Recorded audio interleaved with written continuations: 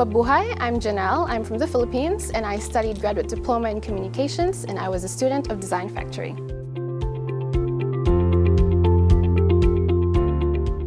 I guess the highlight for me was being able to meet industry partners, because as an international student it's difficult to make connections. Like, we don't really know a lot of people, and being in Design Factory really provided that opportunity, and it was such a great experience for me. Yes, it's more of the tool. It's their the sticky note culture of Design Factory I really liked, and since lockdown happened we moved to Miro, and it was something that I was also able to apply to my personal life. Like, I would put sticky notes in my room because I was inspired of what they had in Design Factory. So it was really helpful in productivity as well. Being a communication student needs me to be able to communicate fluently with a lot of people, and it's kind of difficult being an introvert.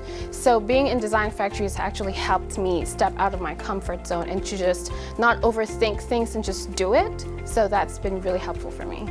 I'd say just go for it. You know, don't hold back and don't doubt yourself, because that's what I did the first semester, and I didn't take Design Factory, but during the second semester I was like, I should just go for it. Yeah.